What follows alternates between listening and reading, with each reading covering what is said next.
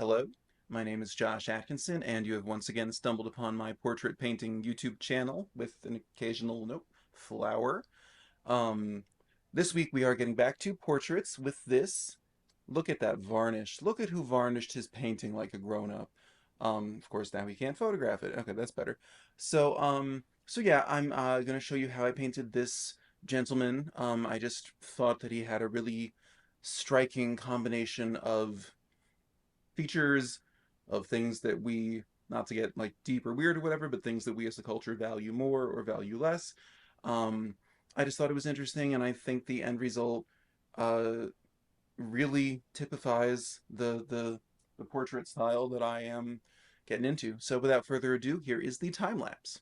So here is the source image, and here's the time lapse. Oh, you can see, um, oh, I don't know, 2 years or so ago, I tried to paint my mom's cockatiel, which I didn't end up doing this past Christmas. There's a YouTube video, if you scroll back to the end of December, I think, where I did do it.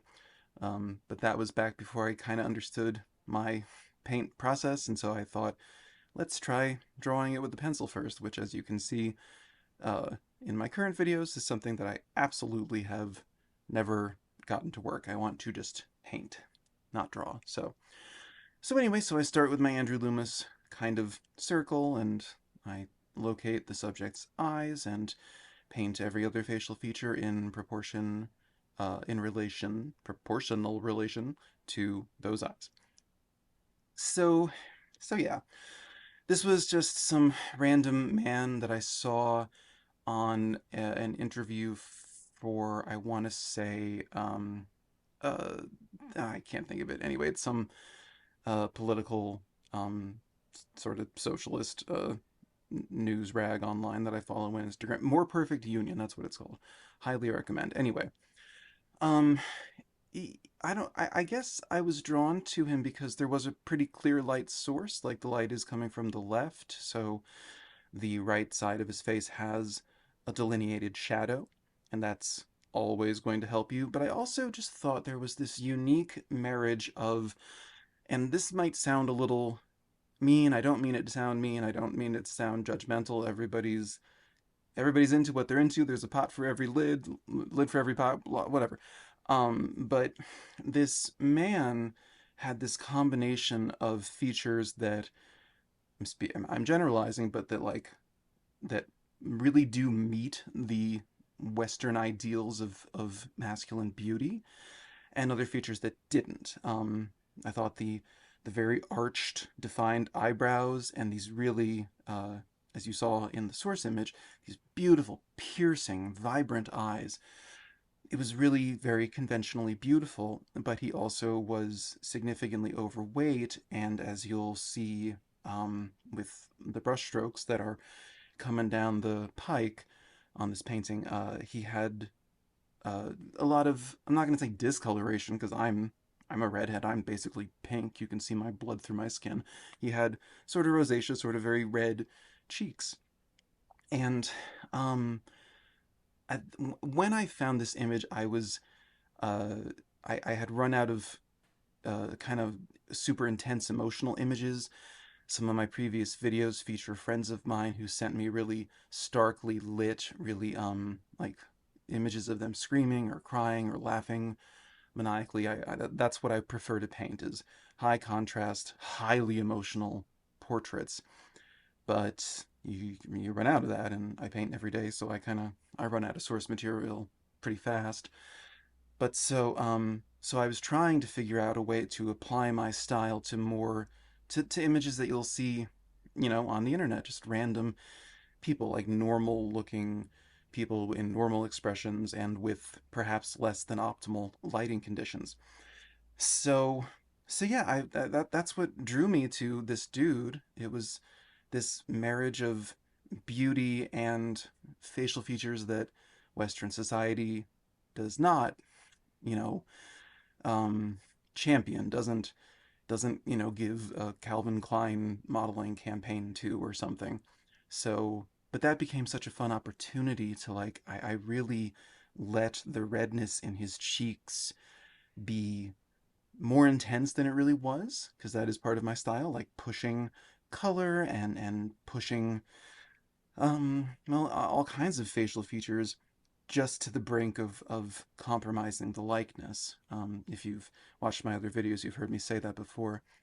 And here, as I've said in other videos, like the highlights on the forehead are shades of blue, but and you see it when I first put them down. If you scrub back a few seconds, you'll see as soon as I put them down, they look really blue and violet, but once they're there for a few seconds, your eyes accept it because apparently our eyes, we, how do I say this? We register likeness through tone value, through light and dark, much more than we do through color.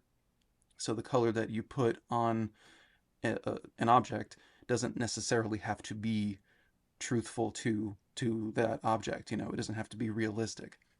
So anyway, um, so that's just a cool thing. But you can see I'm really pushing these red leaning peach tones in the forehead, in the cheeks. They contrast beautifully with his stunning eyes.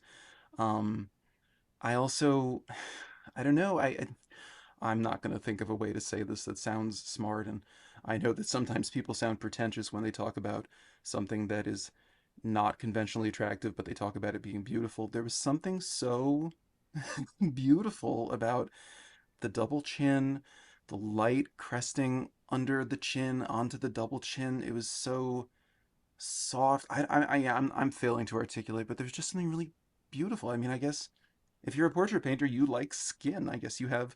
Well, that sounded very Silence of the Lambs. That sounded very woman sued Buffalo Bill. That's not what I meant. But but yeah, I found things about this man quite beautiful and really captivating. This painting, as I'm looking at it now, I haven't looked at the video of it in a month or so. It's really pointing out how much how much I really love Lucian Freud and what a stylistic influence he is on me. But um, but yeah. Anyway, I love the way this turned out. I'd love to paint more.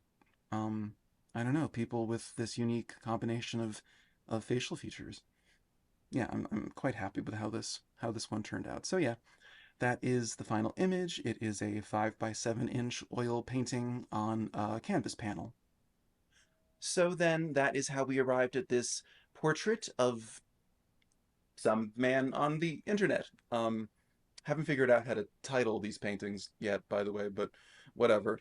Um, yeah, I hope you got something out of it. I hope I hope that I hope that anything that I'm doing is inspiring you to be more creative.